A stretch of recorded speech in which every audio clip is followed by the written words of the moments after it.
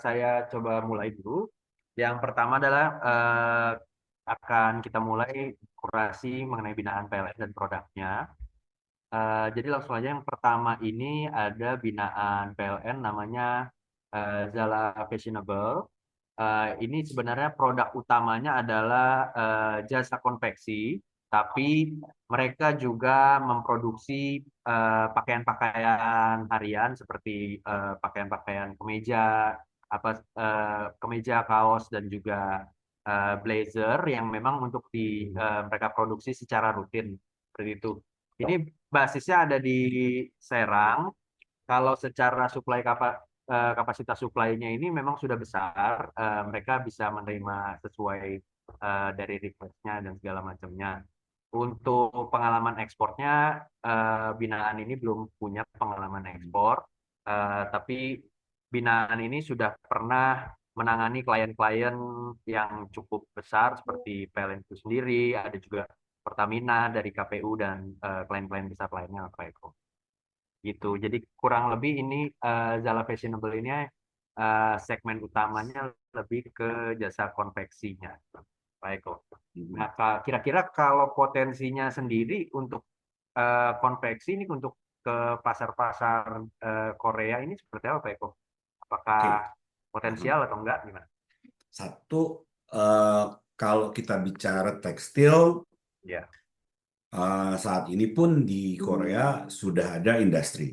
Itu yang pertama. Yang kedua, kalau jasa seperti ini, mereka nanti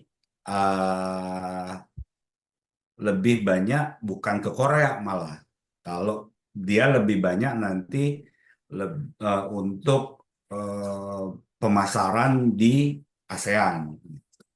Jadi kalau Oke. misalkan dia mau membahasakan itu import produk, kemungkinan nggak akan, kemungkinan besar sih belum ada permintaan yang untuk itu. Tapi kalau kita bicara dari servicesnya, terus kemudian bisa OEM gitu, ya bisa-bisa saja. Tapi mungkin mostly dari mereka targetnya pasarnya bukan di Korea, tapi di negara-negara sekitar gitu.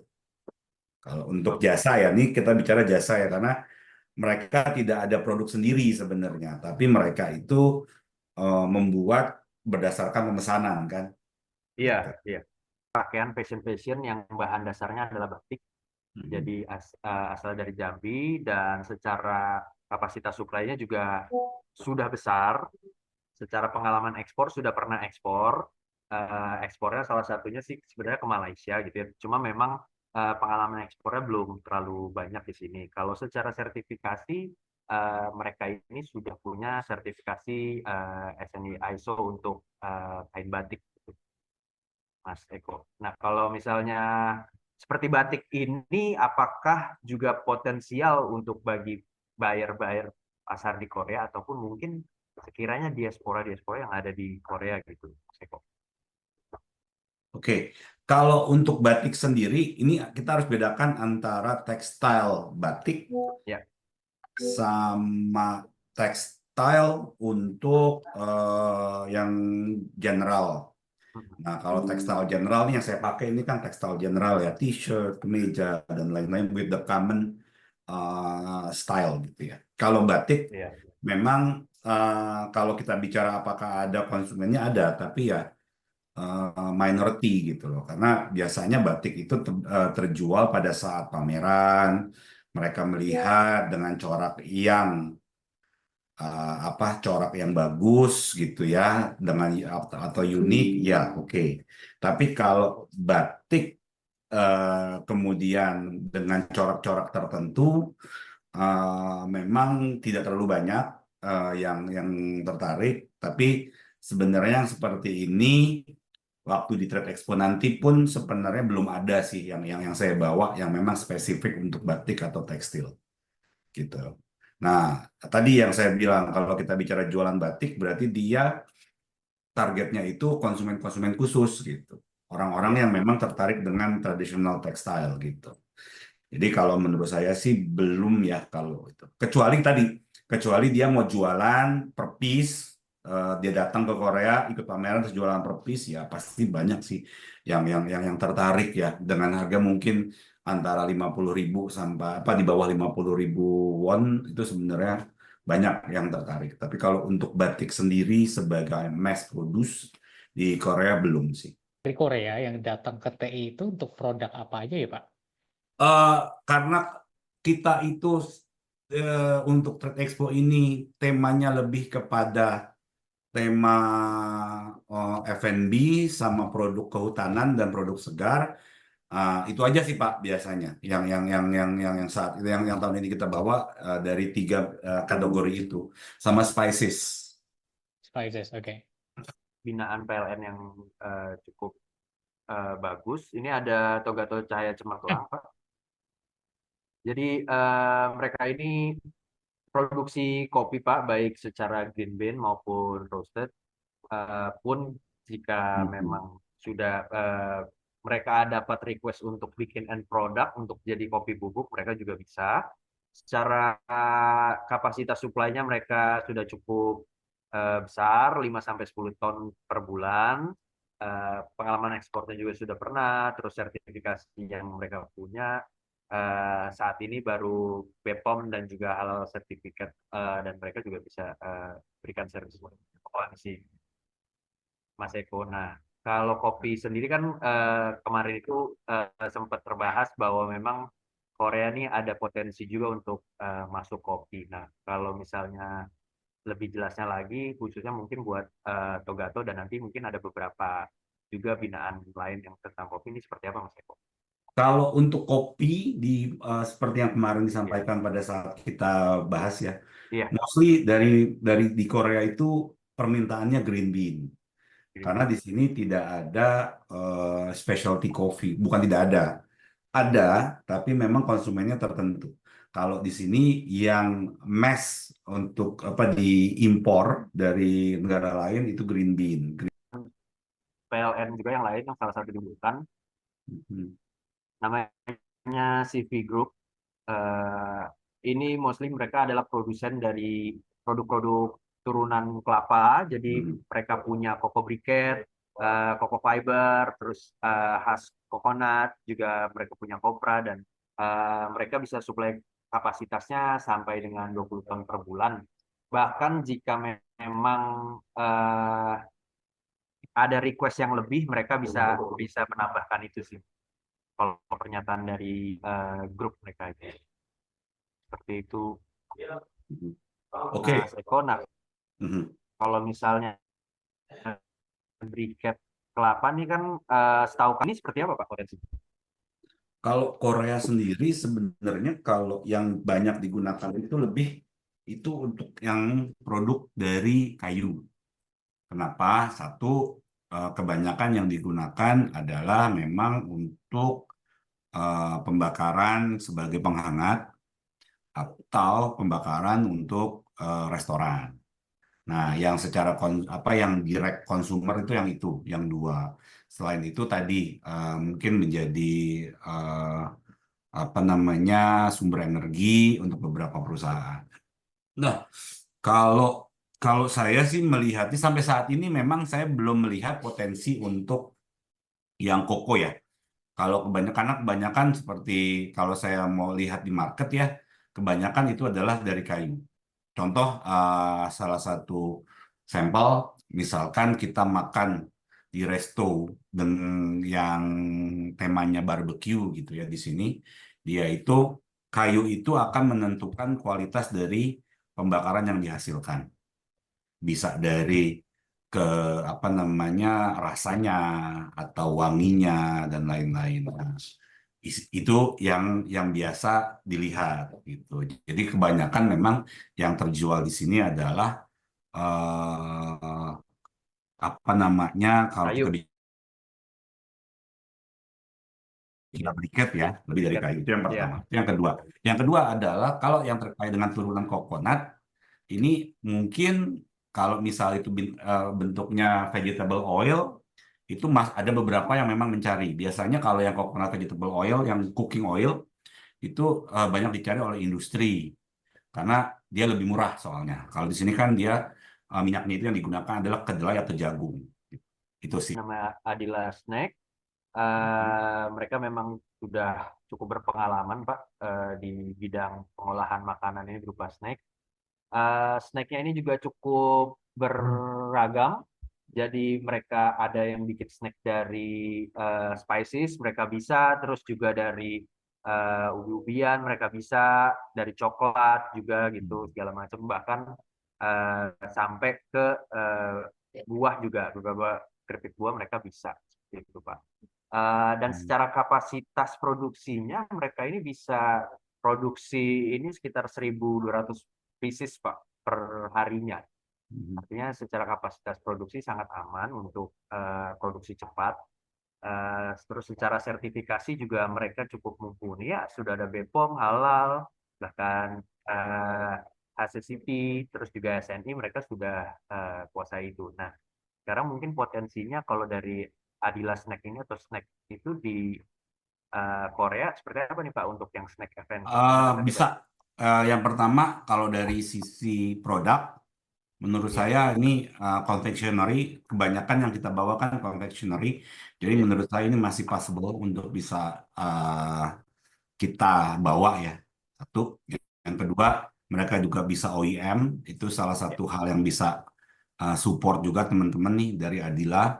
iya, Kemudian tadi juga disebutkan bisa dari beberapa material, bisa dari ubi dan singkong dan lain-lain. Itu juga satu keunggulan karena kebanyakan konveksioneri kita tuh nyarinya yang seperti itu dan di Korea. Jadi kalau misalkan mau diangkat itu bisa saja. Itu yang pertama. Yang kedua, kalau untuk makanan, snack gitu ya, yang dicari di sini adalah memang tadi produknya. Yang kedua adalah dari sisi kemasan dan pengolahan. Karena untuk makanan sendiri mereka ada apa namanya inspeksi yang cukup ketat dari MFDS. Nah, kalau dari sertifikasi kan mereka sudah punya SSCCP, iya. seharusnya tidak masalah. Tapi yang nanti akan dilihat lagi adalah dari sisi kemasan. Biasanya saya lihat dari kemasannya itu akan dicek kemasan itu sealnya seperti apa, bahannya dari apa dan lain-lain. Hmm. Ini produknya memang frozen, Hmm. jadi khusus untuk ayam ungkep dengan juga bebek Nah ungkep. ini aku harus potong nih. Kalau Ya, ini oke. definitely kita nggak bisa. Kenapa? Ya. Karena di sini di Korea itu belum bisa menerima produk-produk unggas. Apalagi produk Oh, unggas oke. utuh ya kalau yang kayak begini ya. Kalau misalkan tadi snack dengan rasa kari ayam misalkan itu mungkin masih bisa. Karena dia paling mengandung sekitar hanya sarinya aja 20-50% itu nggak ada masalah. Kalau ini karena dia frozen dan itu bentuknya whole chicken atau whole duck, nah itu masih belum bisa. Kita belum Korea belum bisa menerima produk unggas. Pak, banyak ada produknya, ada jahe, ada kunyit, dan juga lada putih, terus juga lengkuas juga mereka punya, dan mereka fokus di rimpang-rimpang spices rimpang saja, Pak. Secara kapasitas produksi juga cukup besar, Pak. Nah, kalau spices ini potensinya gimana, Pak? Kalau dari bayar-bayar Korea itu? Oke, kalau spices bagus sih kalau di sini ya. Ya, Kemarin ada yang nyari juga. Kita juga nanti akan bawa teman dari Korea, salah satu perusahaannya itu mencari spices khususnya untuk merica. oke. Seperti Pak. Oke, aman sih Eh, kalau spices bisa. oke. Ada preferensi dari segi proses nggak Pak? Apakah mereka lebih minta fresh atau sudah powder gitu dalam bentuk powder? Kalau untuk merica dia yang sudah jadi tumbuk ya, sudah Sudah diproses. sudah sudah powder Ah, berarti Pak. aha, sudah powder. Kalau untuk beberapa bumbu kayak spesies seperti tadi ini ada pala, kunyit dan Ya, lain-lain itu dalam apa whole itu juga nggak ada masalah sih bagi mereka. Bisa juga. oke. Tapi mereka tuh sekarang lagi nyarinya merica karena merica sekarang agak lumayan susah dicari dan harganya memang cukup lumayan mahal juga sih. Nah, ini tinggal tinggal tinggal tergantung dari harga nih nanti. Terbiasa melayani klien-klien bisnis. Artinya beberapa klien mereka ini ada yang minta mungkin seperti papercraft ini menjadi souvenir atau apa segala macam. Itu, Kalau Pak. ini mungkin bisa kita rekomendasi, tapi bukan untuk buyers langsung. Kalau memang nanti ada event-event tertentu, mungkin kita bisa undang sih. Tapi kalau untuk spesifik B2B gitu ya, eh, karena kalau saya lihat dia bergantung kepada pemesanan dengan spesifikasi tertentu lah gitu. Karena Ya. ini bentuknya kan jadi souvenir atau Iya. masukkan dalam goodie bag dan lain-lain. Eh, Kayaknya belum kalau sekarang ya, karena tadi konsumernya juga dia agak terbatas ya. Risiko cari juga dari Hmm. Korea. Jadi Bumi Natural Aqua Bestari ini mereka bikin coconut oil, khusus oilnya saja. Jadi ada extra virgin coconut oil sama coconut cooking oil. Mhm. Memang secara kapasitas mereka belum sangat besar, baru di tahap 500 kg per bulan, dan secara sertifikasi baru BPOM halal dan PIRT aja sih Pak. Mhm.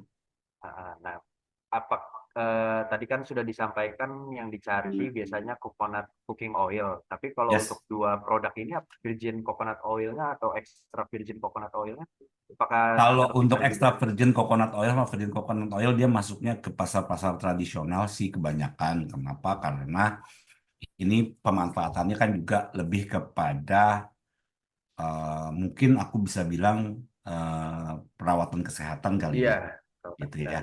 Kalau untuk yang cooking oil bisa dicoba karena sekarang kan di Indonesia juga nggak terlalu banyak dan apa namanya untuk palm oil juga minyak goreng sawit juga itu kan kita juga susah kan ya. Iya. Kalau ini menjadi alternatif dengan harga yang bagus sih seharusnya masih bisa. Gitu. Oh, Tapi ya tadi mungkin handicapnya kapasitinya ya. kapasitinya ya. Mm, Itu aja Siap, sih. siap. Kalau coconut cooking oil mungkin masih bisa. Baik. Secara packaging biasanya dalam kaleng-kaleng ini sekitar 200 gram, Pak. Dan mereka bisa produksi 1000 pieces dalam sebulannya. Hmm. Gitu. Secara sertifikasi BPOM halal, dan juga mereka memang secara penanamannya ada beberapa yang organik sih Pak, tapi nggak semua gitu. Oke. Eh, Teh itu biasanya ke beberapa senior oke ya. Apa istilahnya? Average age untuk Oh, ya. yang menentukan apa spesifik T itu kebanyakan dia di usia-usia di atas 40, di atas 50.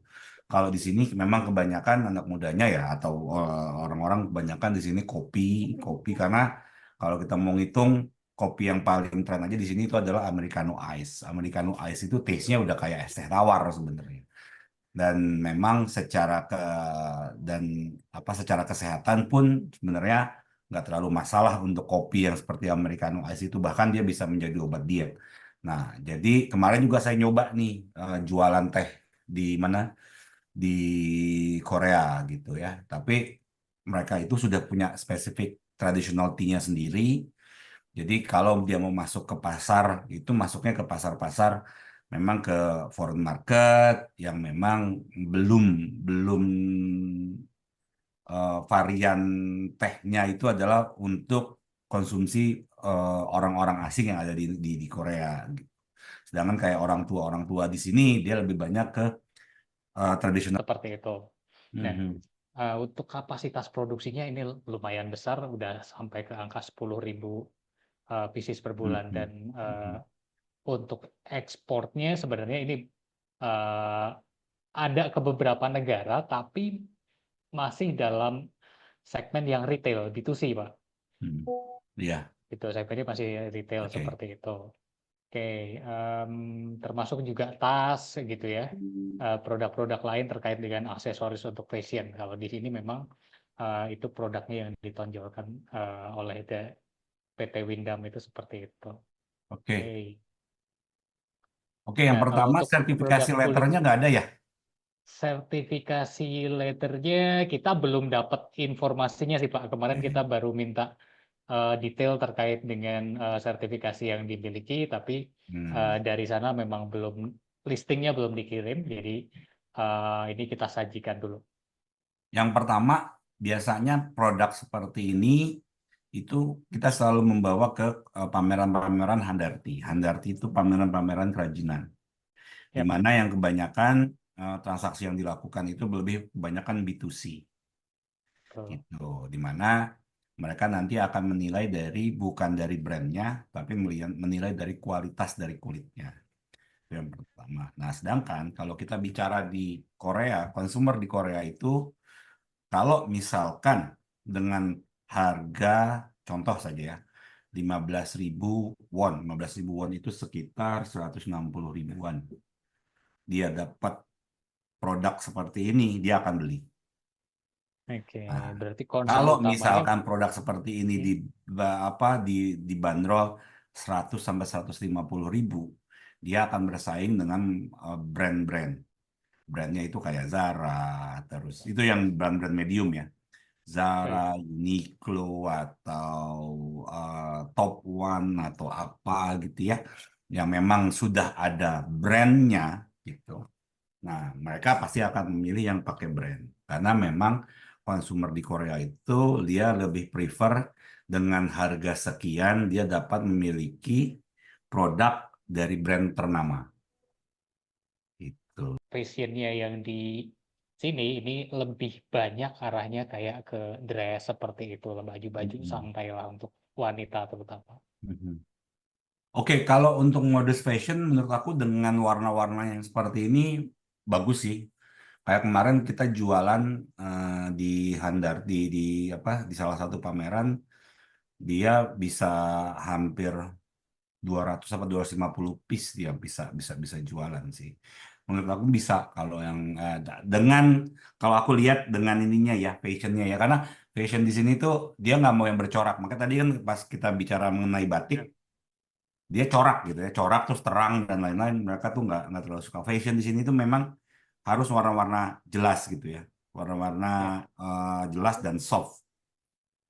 Oke, Jadi warnanya misal soft, kemudian modelnya juga simple, tidak ya terlalu rumit benar itu ya. Oke, benar. well, Jadi prosesnya apa dia suka tuh hitam putih hmm, atau warna gelap gitu yang benar-benar gelap dia tidak suka yang warna-warna terang.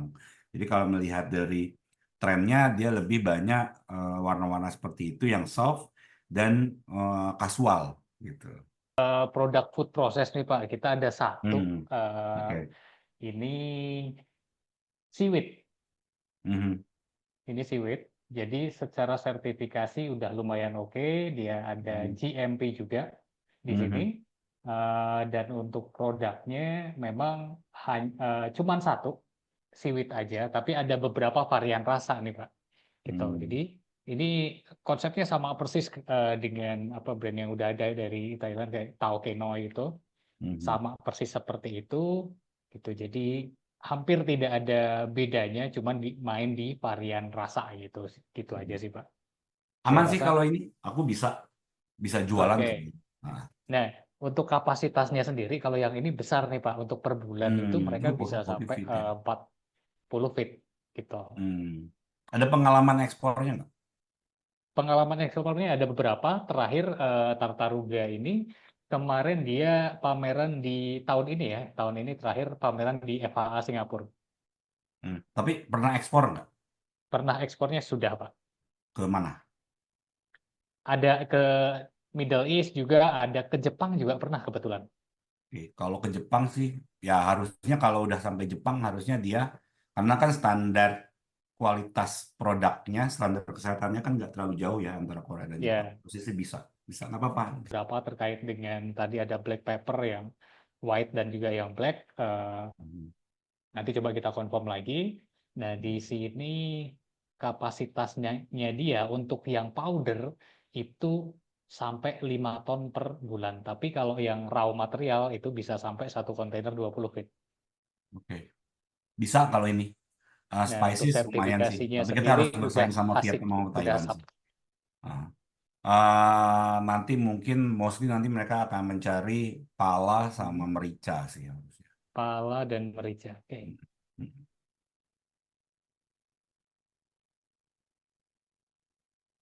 Mericanya lebih yang black ya, Pak?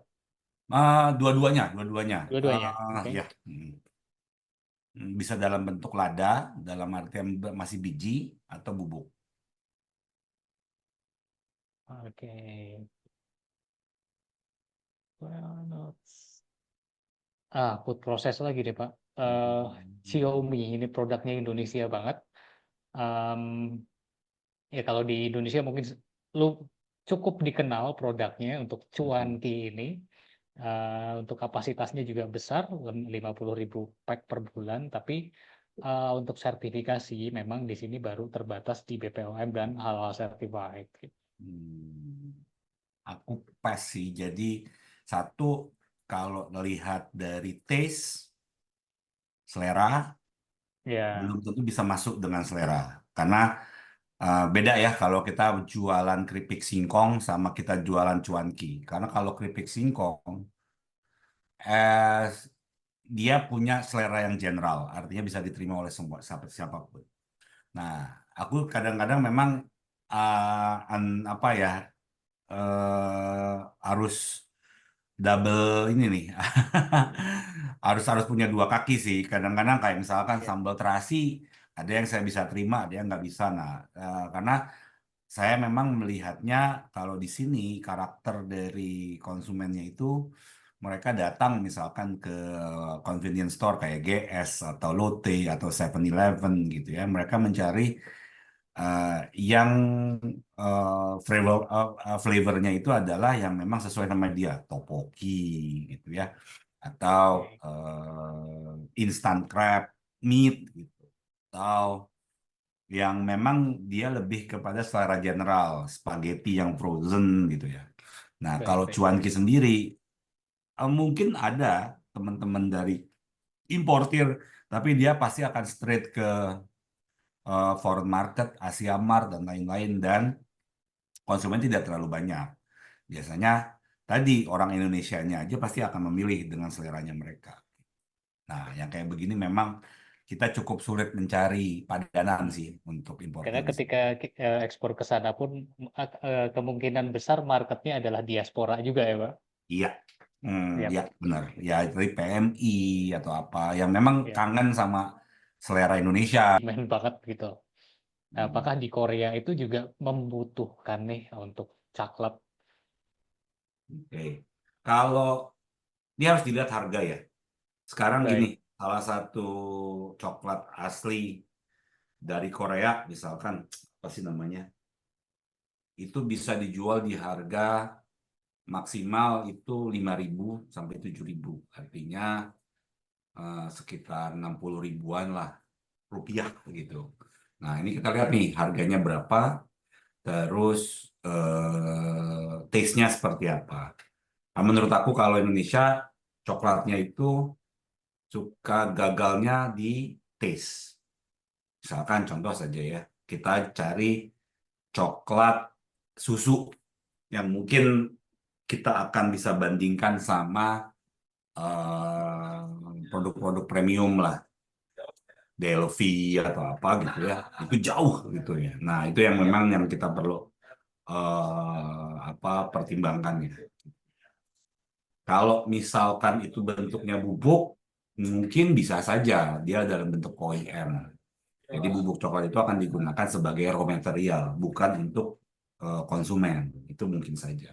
Tapi kalau untuk konsumen, menurut aku mereka akan bisa kalah bersaing dengan medium-medium coklat yang memang original dari Koreanya sendiri, yang harganya itu sangat-sangat murah. Naiknya besar, dia 30.000 pack sebenarnya di sini, 30.000 pack per bulan. Untuk sertifikasinya masih di halal dan juga di BPOM gitu.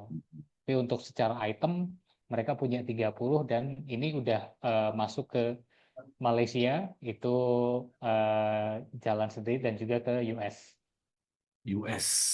US, Brandnya apa ya? Ini ada brandnya kalau brandnya ada sendiri sih, cuman saya, Mas Alvin boleh dibantu brandnya?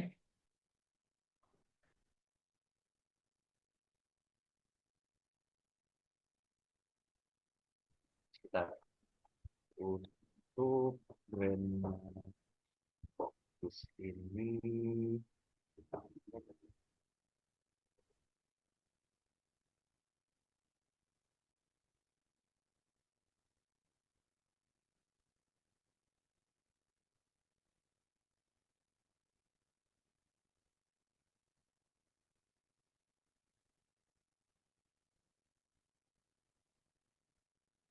mereka sih nggak secara brand bahwa beda-beda ya. Kalau brandnya Ini honey pastry cookies itu ya? Honey Pastry Cookies itu sih salah Oke. itu yang dibawa salah satunya. Cuma kalau misalnya yang lain-lainnya dia bisa beda gitu. Yang utamanya sih Honey Pastry Cookies untuk label. Bisa sih Pak, kalau kalau saya melihatnya coba aja ditawarkan khususnya yang eh, Choco Drop ya. Kalau Choco Drop menurut aku masih banyak yang suka. Yang coconut ya boleh lah itu ya. Kalau sago cheese sama creamy corn aku belum. Tapi kalau yang Choco Drop sama coconut choco mungkin bisa. Oke, Hmm. based on coklat juga ya. Oke. Ya, ya. Nah, terkait dengan ini juga nih Pak, yang mungkin bisa kita informasikan ke teman-teman, sertifikasinya untuk ke Korea. Sebenarnya gini, kalau Korea itu PYRT aja masih bisa. Oke, Biasanya mereka akan lebih fokusnya kepada registrasi ke MFDS. MFDS itu adalah BPOM-nya di Korea. Jadi biasanya kalau mereka sudah mendapatkan importir, nanti importernya akan memberikan form. Nah, form itu sebenarnya isiannya itu adalah di identitas dari perusahaan sama sertifikasi yang sudah ada. Dan mengisi sertifikasi BPOM saja itu sudah tidak masalah sebenarnya. Banyak kok ah, yang produk-produk UMKM kayak keripik tempe, apa pelet udang atau banyak lah oke, oke, produk-produk UMKM yang bisa masuk gitu dengan sertifikasinya dari PIRT saja atau BPOM. oke, Tapi kalau baik. misalkan dia Berarti sudah punya SCCP, bagus secara sih. garis Cuma, besar hmm, ini mirip dengan ekspor registraiform ya Pak, kalau kita masuk ke hmm, Turki gitu. Jadi kita cuma ngisi aja, cuma bedanya kalau ekspor registraiform yang masuk ke Turki kan kita harus ngurus ke Kadin juga, kedutaan besar Turki yang ada di sebenarnya ya, Indonesia, Pak. sebenarnya gini, kalau Hmm, kalau untuk formnya salah satu yang memang harus dilegalisasi itu adalah dokumen usaha mendapat surat ya, keterangan dari Kadin. Nah, sama sebenarnya. oke, Cuma sama, oke. kemarin-kemarin sih aku gesernya ke bukan ke legalisasi Kadinnya, tapi ke apa namanya PIRT-nya. Jadi PIRT-nya itu sepanjang dia sudah punya sertifikasi PIRT sebenarnya udah nggak ada masalah. Nah, oke, Nah, baik Pak. Awal pembahasan kita Pak terkait dengan deep frying, deep frying untuk fruit. Nah, di sini hmm, kita punya strawberry dan beberapa buah-buahan yang lain, termasuk juga di sini ada bawang nih Pak.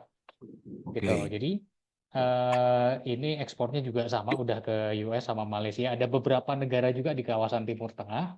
Nah, untuk kapasitas supply-nya mereka sampai 30.000 pack per bulan. Nah, yang per pack-nya itu di kisaran 250 gram. Satu Seperti itu.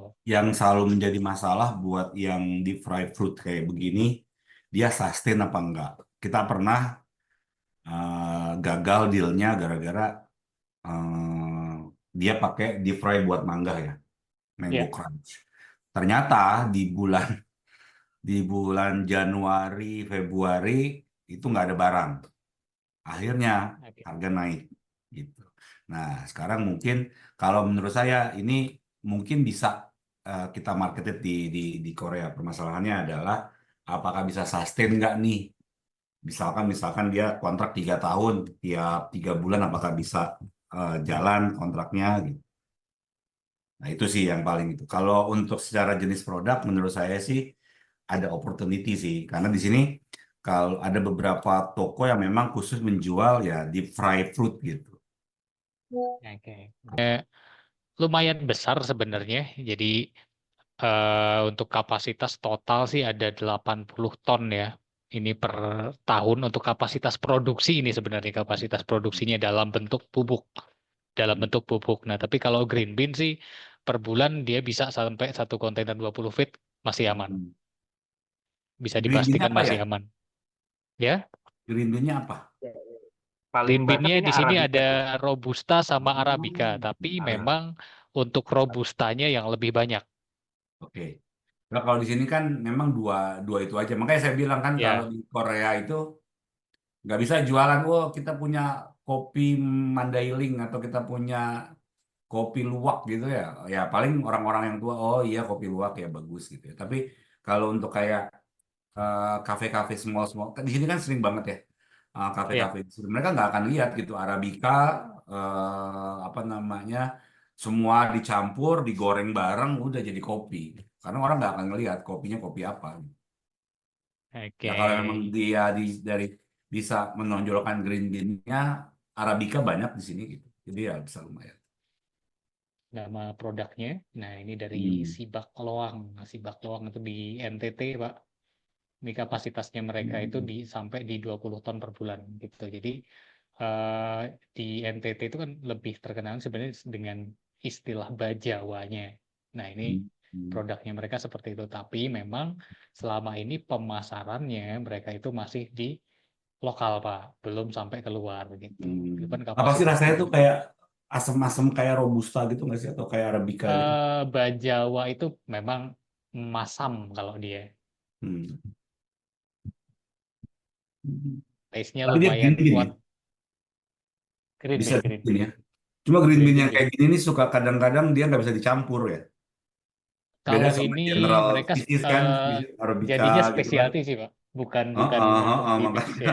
kan kalau arabica sama apa robusta tuh mau dipisahin mau dicampur ya sama aja rasanya ya kopi Ya. gitu kan. Nah itu sih yang agak ini. Berarti Kalau dia nggak ini bisa Bu, green bean berarti kan ya kalau ini bukan jadi specialty kan. kemungkinan besar ini bukan untuk yang blend sih. Specialty Ya, kan jadinya. specialty. Ah, oke. Belum sih kalau menurut aku. Utamanya sebenarnya palm sugar di coffee Hmm, itu hanya selipan-selipan aja. Jadi oke. kalau yang ini kapasitasnya per bulan itu 5 ton. Nah, dia ekspornya itu ke US gitu. Nah, tapi memang dia provide untuk pakai brandnya si buyer gitu. Jadi udah OIM semua, mereka pakai brandnya buyer pun is okay. Hmm, Uh, dan masih konstan ya untuk apa masih sustain ya untuk ekspornya sampai sekarang gitu. Tapi yang dipunya cuma dua di sini untuk sertifikasi BPOM dan juga halal certified. oke. Kalau palm sugarnya itu bentuk liquid atau powder atau apa ya? Kalau yang di sini dalam bentuk powder, Pak. Powder. Dia bisa yang liquid nggak ya itu? Yang liquid bisa, kalau yang liquid itu kan sebenarnya malah lebih mudah karena Iya makanya. apa proses liquid itu sebelum jadi powder dia masih liquid dulu gitu. Ya, jadi Sudah gini, pasti kenapa bisa saya sih kalau bilang itu. liquid? Karena kebanyakan nanti yang seperti ini, eh, Hmm, menurut saya ya, palm ya, sugar di major marketnya, market besarnya itu jarang, karena mereka lebih banyak ke white sugar kan, dan ya beberapa betul. substitusi untuk pemanis gitu. Nah, kalau yang kayak palm sugar seperti ini, dia masuknya ke industri atau ke restoran dengan spesifik taste di dalam menunya dia dengan mix palm sugar gitu atau mix Oke. brown sugar. Nah, dia kebanyakan memang malah mencarinya yang liquid yang memang bisa dibeli dalam kemasan-kemasan besar gitu. Itu kebanyakan. Kalau mereka lebih ke tradingnya, Pak. Jadi mereka itu ngumpulin dari beberapa produsen yang Hmm, ada di Jawa Timur, khususnya ada di Malang gitu ya, sampai eh, untuk produk palm sugar, nah kapasitasnya mereka ini besar. Jadi bisa oke. sampai 100 ton per bulan gitu. Jadi mereka concern di industri pengemasannya juga. Kalau yang seperti ini mungkin bisa Hmm. nanti kan tergantung dari harganya. Karena kalau trading biasanya mainnya di harga kan. Ya, Nah, kalau kualitas saya nggak tahu ya. Karena kebanyakan trading itu ngambil, tapi dia belum bisa menjaga kualitasnya. Itu yang kedua masalahnya. Yang ketiga, untuk MFDS di Korea, proses registrasi itu setelah dia melakukan pengisian form diajukan. Setelah form diajukan, nanti ada pemeriksaan terhadap form tersebut secara pemeriksaan secara dokumen. Nah, kemungkinan nanti akan ada proses inspeksi. Proses inspeksi itu dilakukan mendatangkan agent dari si MFDS atau apa namanya atau dari nanti ada dari mereka akan datang ke pabrikan. oke. Ini sama Pak, kita masih di palm sugar, tapi yang jelas mereka concern di semua produk terkait dengan palm sugar. Di sini mulai dari yang liquid sampai dari dengan yang powder. Nah, ini ada semua di sini komplit dan mereka juga sudah certified nih untuk organiknya. Oke. Tapi organiknya untuk yang certified-nya juga untuk yang USDA EU ya, Uni Eropa. Tuh, Kalau ini ini kan masuknya ke produk makanan ya. Kalau di Korea itu ya, kan sepanjang dia punya international standard, SACCP aja tuh sudah clear gitu. tuh. Ya paling paling penting adalah tadi di proses inspeksinya seperti apa gitu. Oke. Kalau aku sih mostly ya kalau misalkan dia bisa bulky gitu sebenarnya ada kesempatan karena tadinya ujung-ujungnya produk-produk seperti ini tidak akan dijual di major marketnya tapi masuk ke industri pengolahan gitu yang memang dia mau mensubstitusi atau flavornya memiliki flavor yang spesifik dan perlu menggunakan brown apa palm sugar. Dari material kayu dan juga dari arang batok kelapa. Mhm. Oke, untuk kapasitas supply-nya di sini masing-masing untuk setiap produk itu adalah di angka 20 ton dan juga terkait dengan ukuran dan bentuk ini semuanya sudah bisa custom even dengan uh, label produk yang mereka mau. Nah, ini juga udah bisa di custom juga Oke. gitu.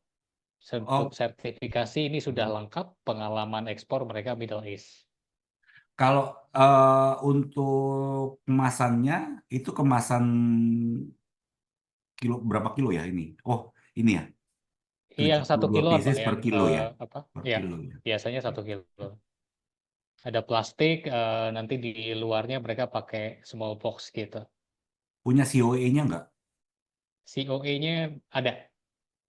Eh, tingkat kayak sulfurnya atau kimik apa ya? Ada dua atau es sama sulfur apa ya kalau nggak salah tuh yang aku agak lupa. Nah itu ya biasanya suka suka dicek tuh gitu. Oke. Tapi Terkait jujur ya, dengan aku belum pernah punya inquiry terkait dengan Karkwal briket. Kenapa? Karena pasar briket di sini, saya tidak bilang di monopoli, tapi ada satu asosiasi besar yang memang dia menentukan siapa yang bisa masuk dan berapa harganya. Nah, oke. jadi biasanya si perusahaan-perusahaan Korea yang memang main di sini kebanyakan dia agent. Nawarin nih 2 atau 3 perusahaan. This is the price ini, spesifikasi ini gitu. Nah, sampai saat ini prosesnya seperti itu. Which mean kalau misalkan dia agent, banyak orang-orang yang gambling bahwa oke lah gue masukin dulu. Nah, itu tadi artinya belum tentu dalam jangka waktu terdekat dia punya bisa ngambil barang. Itu sih Ya. kalau kami lihatnya. Baik Pak, mungkin saya ada discuss dulu sebentar. Jadi terkait dengan potensial buyer dari Korea yang datang ini satu lebih ke produk-produk yang terkait dengan spices satu ya saya notes tadi.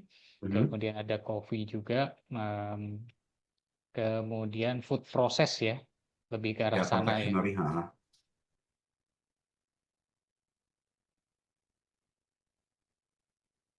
Dan juga salah satunya mungkin tadi coconut cooking oil ya Pak Ya. Eko untuk yang besarnya.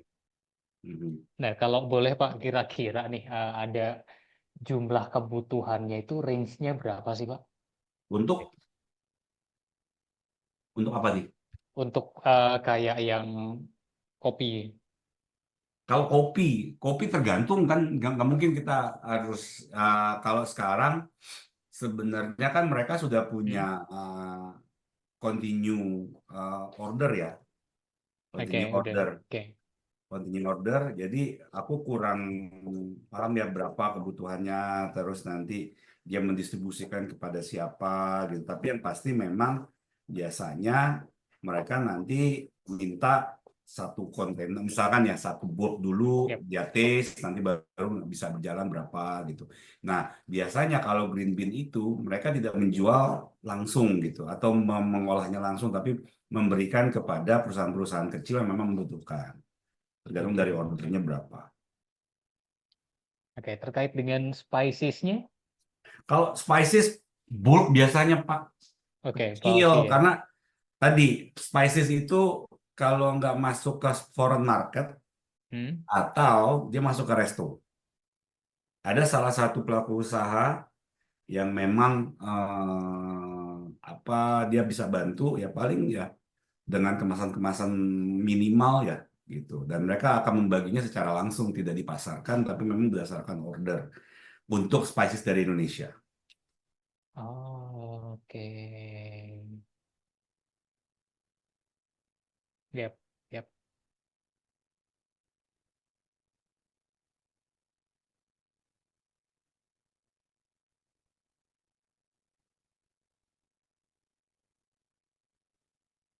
Oke.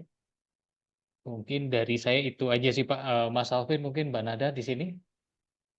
Oke, mungkin karena tadi udah clear sih, Pak Eko dan Pak Tuhu juga, kalau dari saya juga udah cukup karena kan eh, memang di luar dari itu seperti furniture dan juga mungkin medical device ataupun itu kan nggak terlalu ya Pak Eko ya.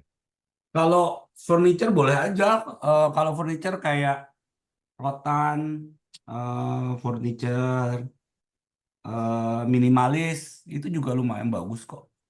Oh gitu. Tapi tadi kalau kita mau apa mengkomparasi dengan siapa yang kami bawa, ya mungkin nanti ada momen tertentu yang mungkin kita bisa angkat ya gitu. Kayak contohnya mereka bisa ikut kita di pameran furniture yang lain di Korea misalkan gitu. Seperti itu sih. Tapi kalau ditanya produk kehutanan kayak furniture kayu itu sebenarnya itunya juga apa pasarnya juga bagus di sini. Tapi ya apa mini-mini furniture ya gitu ya yang minimalis yang bisa masuk di apartemen yang memang mudah di carry kembali bahwa harus sadari satu majority di sini lebih banyak anak-anak muda umur di bawah 40 dan mungkin yang kedua eh, tempat tinggal mereka di kota-kota besar seperti Seoul, Busan itu dia di apartemen yang memang mungkin di apa tinggalnya di lantai 2 sampai ke atas gitu ya yang memang memerlukan effort tertentu. Nah, kayak kemarin saya di Kofur saya menjual beberapa apa namanya beberapa furniture yang memang dia berbentuk minimalis gitu dan itu banyak yang suka itu dengan harga ya tadi dari harga itu dari 50 sampai dengan 150.000 kayak misalkan kursi rotan itu bisa kejual di harga 75.000 gitu jadi mereka melihat dari sisi harga dan memang dari style. Realisasinya memang di spices. Jadi si perusahaan ini bekerja sama dengan kurang lebihnya 200 bahkan lebih sebenarnya untuk para petani di berbagai daerah di seluruh Indonesia gitu ya. Nah, ini khusus untuk produk mulai dari jahe, kunyit gitu ya. Model-model seperti itu, rimpang-rimpang produknya. Kemudian end of produknya itu bisa dari raw material ataupun sampai dengan powder. Nah, ini based on request dari buyer. Jadi, maunya produknya seperti apa, raw material aja mereka oke, powder mereka oke, bahkan sampai essential oil pun mereka bisa gitu. Oke. Nah ini sertifikasinya udah sampai HACCP juga, ada GMP juga gitu. Cuma yang agak disayangkan di sini sebenarnya satu di kapasitas produksinya. Itu yang masih ditingkatkan sekarang. Jadi rata-rata ini diambil rata-ratanya dari mereka itu adalah 5 ton per bulan. Itu untuk yang powder, khusus untuk powder. Tapi kalau untuk raw material itu bisa lebih dari itu sih.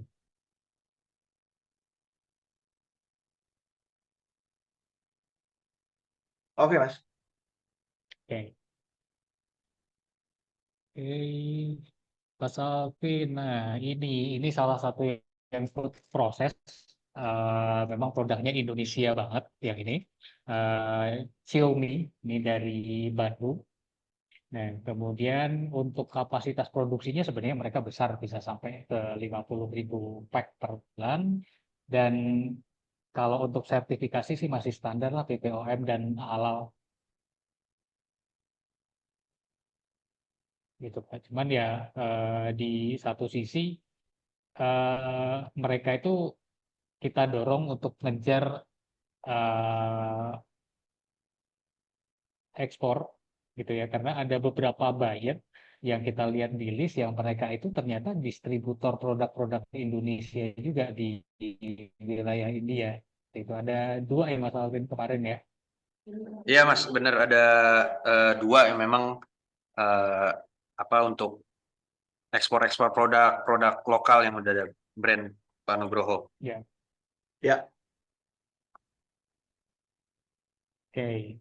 Dan boleh next Mas. Oke.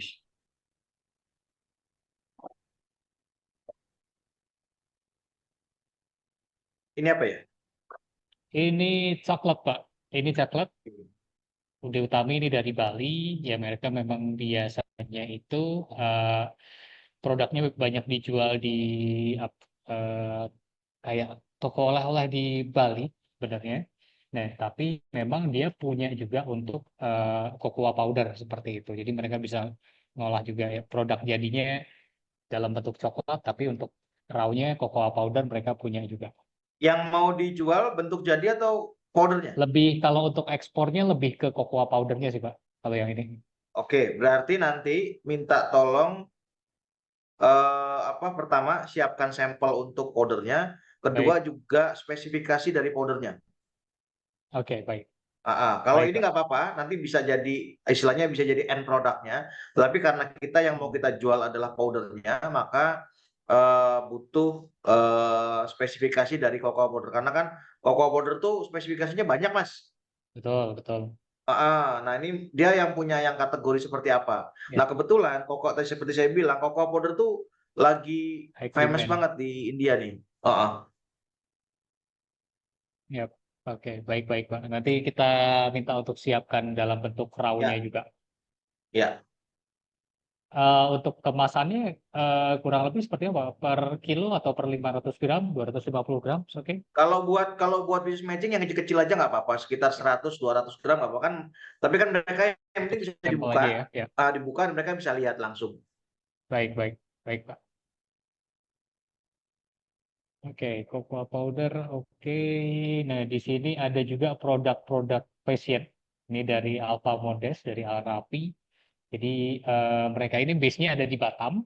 Kemudian untuk kapasitas produksi sendiri, customnya mereka bisa di 1.000 pieces per bulan gitu.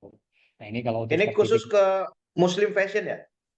Sebenarnya untuk customize juga, tapi memang produknya mereka yang ditampilkan di Indonesia itu balik lagi ke Muslim fashion gitu.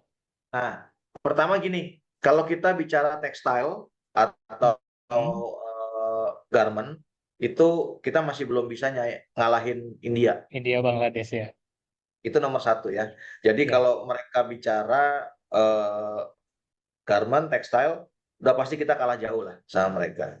Kedua, kita bicara Muslim fashion. Ya, eh, mohon maaf dengan segala iya. keterbatasannya karena India bukan negara yang mayoritas Muslim, jadi agak repot nih, gitu ya. Ya, ya Pak. Kita notes untuk itu kita notes. Karena Ah, memang kami menyadari itu juga bahwa kalau misalkan produk fashion itu ya mulai dari baju-baju dan lain-lain, kayaknya India dan Bangladesh itu udah hampir mustahil disaingi gitu sih sebenarnya untuk Kecuali secara harga ya. bajunya ethnic fashion ya, kayak Ethnic batik, fashion. kayak ikat, itu mungkin kita masih bisa dorong karena kan ethnical. Tapi Oke. kalau common fashion, apalagi Muslim fashion, Ya. agak repot nih nanti nih. Takutnya malah mengecewakan pelaku usahanya. Nanti nggak ada yang nyamperin, malah nggak enak kita. Oke, Pak. Kita notes. Karena ada beberapa juga sebenarnya kemarin yang batik, tapi secara kapasiti kan kecil banget, jauh lebih kecil daripada yang ini, sehingga yang ini yang coba kita angkat. Ya. Nanti kita review Kalau lagi batiknya ke depan. itu etnik, Mas, nggak apa-apa. Misalnya batik tulis gitu ya, atau Ya. tenun ikat dari Bali, dari Lombok, itu nggak apa-apa. Oke, baik Pak, baik. Iya. Kita notes nanti, soalnya ada juga sih beberapa yang tenun, tapi memang karena keterbatasannya dari mereka kemarin itu memang kita belum mendapat secara lengkap company profile dan juga katalog produk, jadi kita nggak berani suggest. Ya, nggak apa-apa. Jadi kurang lebih note-nya kayak gitu ya untuk yang ini, karena Baik. Garment kita sudah jelas nggak mungkin bersaing dari segi harga, dan kemudian kembali lagi ke Muslim fashion ini agak sensitif juga karena di sini kan mayoritas bukan Muslim, jadi agak repot juga nih. Oke, Pak Nugroho, izin Pak, berarti kalau dari buyer yang cari tekstil itu yang ada di list buyer, kemungkinan besarnya mereka lebih mencari ke arah mana ya Pak?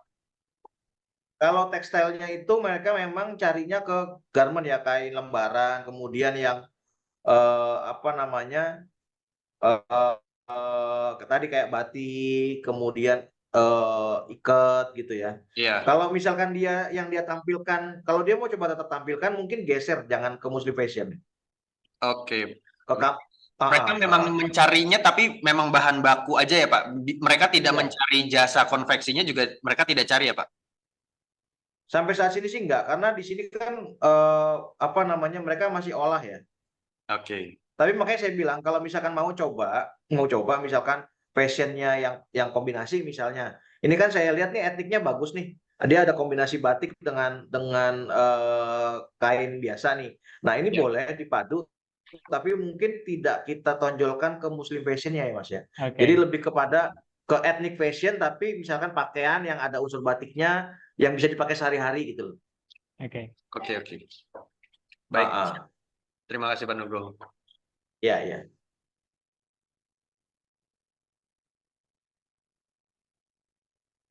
Oke, nah ini kita ke food process nih Pak. Jadi di sini ada PT Monhasto Setia Cemerlang. Nah, untuk yang ini mereka udah pernah ekspor malah ke USA justru. Udah ada pengalaman ke US. Dan itu dilakukan keren nih. secara mandiri. Oke. Jadi untuk dia udah pernah pengurusan untuk FDA, USDA sudah, gitu. Cuman yang belum kita confirm lagi adalah apakah sekarang masih jalan atau enggak gitu. Karena kalau misalkan sertifikasinya ke US yang kita tahu ya memang salah satu yang lumayan berat juga gitu. Nah, yang pasti untuk produk yang diunggulkan di sini base-nya adalah di biskuit. Oke, di biskuit ini ada Rimicorn, Cisagu dan lain-lain. Nah, untuk kapasitasnya ini besar. Kapasitasnya besar 30.000 per bulan. Jadi memang industrinya industri yang lumayan oke gitu sih. Cuman yang dituliskan di sini ini sertifikasi baru BPOM dan juga halal certified gitu. Oke, nggak apa-apa tuh. Semua produk konsumen masuk ke sini harus lolos FSSAI juga. Jadi artinya Oke. Proses kita masukin semua ya Pak? Iya, nggak apa-apa. Ini oke kok. Ini bisa kita dorong juga ini pasti. Cuma nanti perlu dilihat apakah ini preservatifnya atau enggak. Oke, pengawet. Saya confirm dulu Pak ke sananya. Terus kemudian durability dari produknya bisa bertahan berapa lama? Kalau misalkan dia bilang tidak pakai pengawet, nah kalau nggak pakai pengawet ini bisa tahan berapa lama nih durability-nya? Oke. Ah. Baik. Kita notes. Oke. And then, Oke, Mas Alvin. Yep. balik lagi ke food process lagi, tapi di sini dalam bentuk Hmm. chips, kapasitasnya masih sama, pernah ekspornya sama juga, Oke. pernah pengalaman ekspornya sama juga untuk US, Malaysia. Nah, sertifikasinya juga sama nih Pak. Ini garlic chips maksudnya bawang putih Bawang putih dijadiin snacks keripik? yang kering. Iya, maksudnya bawang putih Ya, dikeringkan dan jadi chips gitu ya? iya betul. Oke. Unik sih ini. Strawberry freeze dry. Ini stroberinya Ya. sudah dry atau masih agak Ini sudah kenyal ya? kering semua Pak. Kering semua ya? Ini Ada kering dua, semua. Pak. Izin Mas Tuhu masuk, Pak Nugroho. Yap. Ada, Iya, iya, iya. kalau untuk Dave ada dua proses, Pak. Ada yang bisa deep fry, ada yang freeze drying. Jadi stroberinya kemungkinan, kalau di sini strawberry sih freeze drying, Pak. Oh, freeze dry. Oke. Dan Jadi ini UKM ini ada punya dua beberapa kemampuan produk itu. juga gitu. Produknya cuma dua ini? Ada banyak, Pak. Ada beberapa macam sih Pak. Nggak, Jadi beberapa memang buah. ya di sini di dia ini mereka lagi banyak mencari untuk fruit chips ya. Karena di sini tuh mereka baru punya fruit chips itu baru punya pisang, Oke. Oke, keripik Pak. pisang. Ya, itu pun rasanya standar. Sementara kita tahu kalau di Indonesia itu rasanya bisa macam-macam. Ada rasa Ya. balado, ada rasa keju, ada rasa manis, asin gitu kan. Kalau di sini ya plain gitu ya, standar. Nah, kalau memang mereka punya lebih dari dua produk ini, itu lebih bagus. Punya, Pak. Kalau Dave ini punya ada sekitar 30 produk, Pak. Baik itu fruit, Nah, baik itu boleh tuh, boleh. chips, Apalagi baik kalau dia itu sayur, Pak. Mohon izin. boleh, boleh. Apalagi kalau mereka punya produk-produk yang seasonal ya, kayak mango, kemudian kayak manggis, terus nangka gitu ya. Ya, Itu boleh tuh dibawa tuh. iya, Pak. Mereka sudah punya kok, Pak. Ada di listnya nanti. Oke. Good, good. Ya, oke. Oke, Jadi, next next Mas ya. Alvin. Ya, sudah Mas Tuh.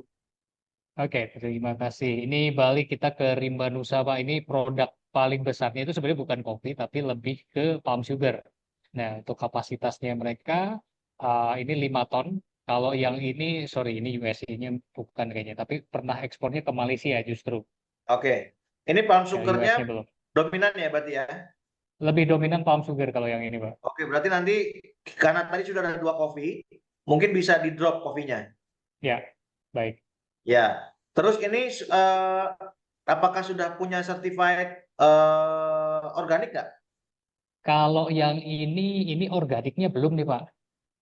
Tapi ada satu Oke. lagi nanti palm sugar yang memang dia udah punya. Ya, nggak apa-apa, nggak apa-apa. Jadi artinya nanti bisa di combine antara yang kalau cari yang spesial organik ada, kalau yang cari yang non organik pun ada, gitu. Jadi Ya, nanti ini kita ambil palm sugarnya ya untuk krim Bandung saya. baik, Pak. Oke. Oke. Nah ini ya.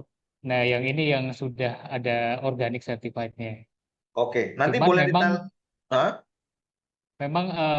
dia biasanya terimanya dalam kuantiti yang besar nih yang ini ya. Ketika Ya. saya baca di profilnya memang ada ketentuan tertentu untuk MOQ sebesar 1 kali 20 feet untuk minimumnya. Seperti itu. Untuk sertifikasi mereka kalau tadi di company profilnya yang baru dikirim itu ada untuk FDA, USDA.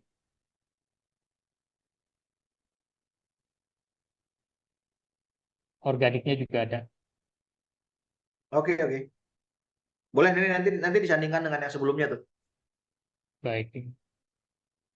Oke. Kalau untuk potensi briket gimana Pak di India? Iya, bagus juga. Ini ada yang cari juga kok briket. Ini briketnya kayu atau arang? Ada dua-duanya. Ada dari arang, ada dari Ya boleh, boleh. dari batok kelapa, ada dari kayu sih Pak. Iya, ya. Kayunya apa ya? Kayunya, waduh, saya belum tanya spesifik Nah, gitu itu karena kayunya. saya pernah dapat juga itu ada. Jadi kayunya saya lupa, tapi kalau dibakar tuh wangi gitu loh, nggak bau sangit Kayu banget gitu. rambutan biasanya. Nah, mungkin itu. Oke. Boleh nanti Nanti kita nanti confirm tolong dulu, Pak. ditanya ya Mas Tuhi ya. Ya, Kayunya baik, apa baik, gitu. baik. Ini oke nih. Boleh, boleh. Oke, ini secara bentuk mereka juga bentuk dan ukuran itu kita juga bisa request karena untuk molding kan mereka punya beberapa tuh, jadi menyesuaikan dengan requestnya buyer seperti itu, Pak. Ya, namanya Oke, Mas Blitar Alvin. Press. Oke, oke. Ya, briket. Belum punya sertifikasinya ya?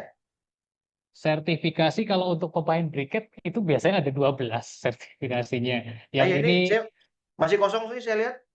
Mungkin ada 1-2 yang bisa dipasang kan? belum tertuliskan di sini, Pak.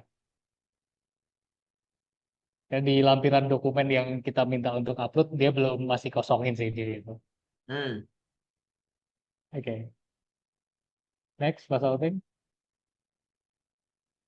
Oke, ini untuk aksesoris dari passion, kayak dompet dan lain-lain, card holder. Nah, jadi kalau yang ini dari Surabaya, ini kapasitasnya lumayan besar, Pak. Jadi produknya produk-produk kulit, termasuk juga kayak sabuk gitu-gitu.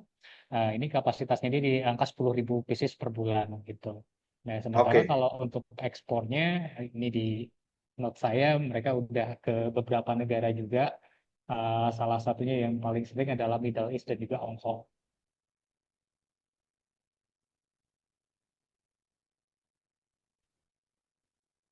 Tuh, kalau untuk ini, kalau untuk potensi produk kulit sendiri gimana tuh Pak? Cukup bagus ya, cukup bagus di sini walaupun mereka nggak makan sapi, tapi kulit sapinya mereka pakai Hmm. untuk produk. Ini mereka jual produk jadi atau jual kayak apa kulit lembarannya juga? Kalau ini untuk produk jadi, base-nya mereka bisa custom produk juga, misalkan dari ukuran, model, Ah, bentuk, itu bisa semua sih. Based on request-nya buyer, jadi misalkan buyer cuma mereka kasih modelnya, nah si Windem ini mereka bisa provide sesuai dengan keinginannya si buyer seperti itu. oh, oke, oke. Ya, bagus, bagus. Boleh nih, boleh. Jadi rata-rata memang yang kita tampilkan di sini itu semuanya bisa provide untuk OIM atau ODM sih Pak. Oke, Mas Ya, Alvin. ya. Ya,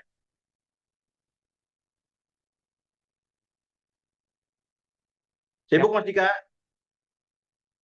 Aku izin ngomong sebentar boleh? Boleh, boleh. boleh. Monggo, Karena monggo. karena abis ini aku lanjut ini Mas Nugroho sama Zoom sama Malaysia. Jadi Oh, izin aku sebentar lagi cabut. Izin Mas Nugroho mohon bantuannya nih untuk apa namanya kurasi produk Pelindo. Selanjutnya mungkin abis ini nanti bisa diskusi sedikit juga teman-teman terkait potensi-potensi buyer yang hadir di listing itu. ya. Mana yang memang skala prioritas buat teman-teman siapkan produk-produknya, baik itu dari binaan Pelindo atau binaan kita yang memang umum kemarin, Mas. Jadi izin, Ya. mungkin nanti itu juga bisa didiskusikan sama Mas Tuhu sama Mas Alvin. Ya, boleh. Izin. Oke, oke. Nah, kira-kira ada berapa apa teman-teman binaan kita yang nanti kita ajak di bis matching ini Mas Dika? Di tanggal 8 itu ada berapa?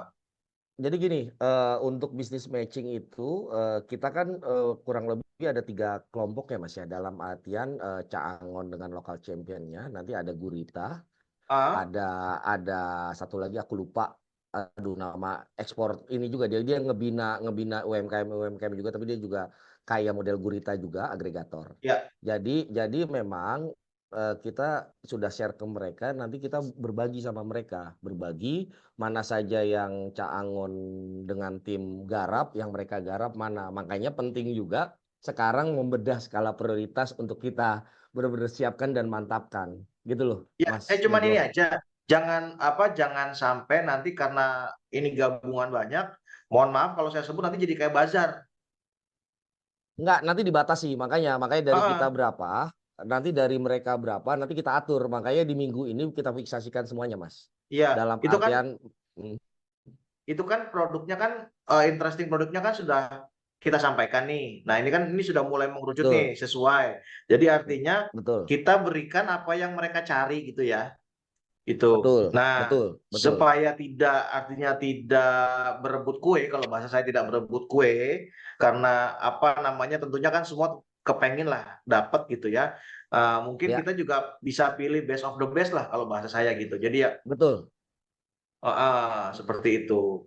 Nggak apa-apa Betul, nanti jadi Hmm? betul Mas, kita sepakat dalam artian best of the best dari yang kita bina pun yang bayarnya hadir kan tidak semuanya. Yang pertama pelaku usahanya hadir, yang kedua juga tadi juga dari kita local champion mana aja kira-kira buyer yang memang mau skala prioritas tadi best of the best baik itu dari produk dari buyer ya Mas. Nanti dikasih bocoran aja sama Mas Nugroho. Ini nih yang udah bener-bener ngebet banget nyari nih. Oke gitu loh Mas. Mungkin nanti dikasih bocoran juga setelah kurasi ini izin. Kalau yang saya sampaikan itu sama Mas Dika ini kemudian betul juga, apa mereka benar-benar nyari, apalagi tadi itu ada charcoal, kemudian ada palm sugar, itu sama coklat, itu mereka memang lagi cari banyak butuh gitu. Apalagi untuk coklat sama palm sugar ini dua komoditi yang lagi, kalau bahasa saya famous lah ya di sini nih, gitu. Siap. Karena Dan nggak memang apa-apa kalau misalkan nanti mereka butuhnya dalam skala besar, tetapi teman-teman ini mungkin keterbatasan produksi, mereka bisa gabungan. sebenarnya izin Mas, kita ini udah punya binaan di luar Pelindo ini ada 600 Mas. Makanya tadi bayar butuh apa aja itu bisa dicari. Tapi karena kurasi ini kan fokusnya di Pelindo, jadi hanya Pelindo ya Mas Tuhu ya. Jadi nanti Ya, dari betul. beberapa produk juga bisa kita carikan di binaan kita yang lain. Boleh. Gitu Ya, Mas boleh. Nugroho. Jadi dalam artian makanya tadi abis ini kita bedah sedikit buyer untuk itu sih fungsinya. Itu sih izin. Ya. Oke. Aku pamit ya Mas Oke, Mas Nugroho Dika, ya. sip. Nanti kita Thank you. via telepon ya Mas. Thank you ya Mas Tuhu, Alvin. Ya. Ya, siap Mas Dika. Assalamualaikum. Terima kasih.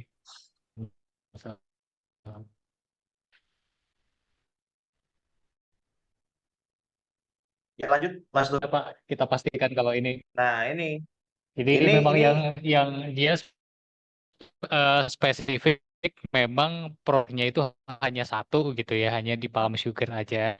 Nah, tapi memang kapasitas secara dari palm sugar sendiri mereka breakdown jadi beberapa produk gitu. Ada yang dalam bentuk powder, ada yang dalam blok, ada juga yang cair seperti itu. ya. Oke nih. Ini keren ini. USD EU-nya udah ada aman. Kita cek juga masih oke kok, Pak. Oke. Oke. Lanjut lagi Mas Alvin. Udah habis Mas Tuh. Oh, udah habis. Ya. Udah habis. Oke.